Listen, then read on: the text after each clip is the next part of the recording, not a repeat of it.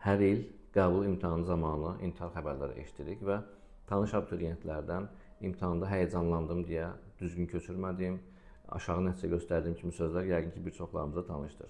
Bəzən valideynlər özləri bilmədən övladlarına pislik edirlər. Hər bir övlad valideyn üçün dəyərlidir. Ancaq övladlarımız bizim reallaşdıra bilmədiyimiz xəyallarımızı, istəklərimizi həyata keçirmək üçün məcbur deyirlər və çox vaxtı valideynlər özləri reallaşdıra bilmədiyi xəyallarını övladlarının reallaşdırmağını istəyirlər və burada əsas problem nədir? Bunu istəyən zaman övladının potensialını nəzərə almır. İmtahan öncəsi və imtahan zamanı olan normal həyəcan abituriyentin xeyrinədir.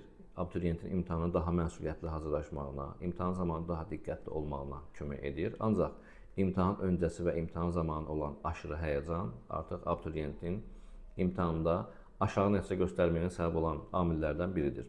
Və bunun da yaranmağında uşaq-valideyn münasibətləri rol oynayır. Artıq aşırı təzyiq göstərən valideynlər, sən mütləq bizim gələcəyimizsən, mütləq yüksək bal yığmalısan, mütləq bu universitetə qəbul olmalısan, universitetə qəbul olmasan sənin gələcəyin olmayacaq, başqalarının uşaqları ilə müqayisə etmək artıq abituriyentlərin imtahan öncəsi və imtahan sonrası aşırı həyəcanlı olmağına səbəb olan amillərdən biridir və imtahan sonrası olan intihar davranışları da dediyim kimi eşidirik.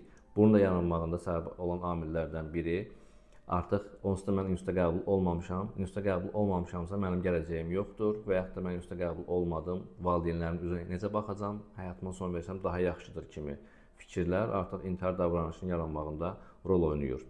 Əziz valideynlər, uşaqlarınızla, övladlarınızla münasibətdə diqqət etməli olduğunuz əsas məqamlardan biri övladınızın hər bir halda universitetə qəbul oldu və yaxud da olmadı, sizin üçün dəyərli olduğunu ona hiss etdirməyiniz lazımdır və universitetə qəbul olmağın həyatda uğur qazanmaq üçün tək vasitə yox, bir çox vasitədən biri olduğunu da mütləq şəkildə ona hiss etdirməlisiniz.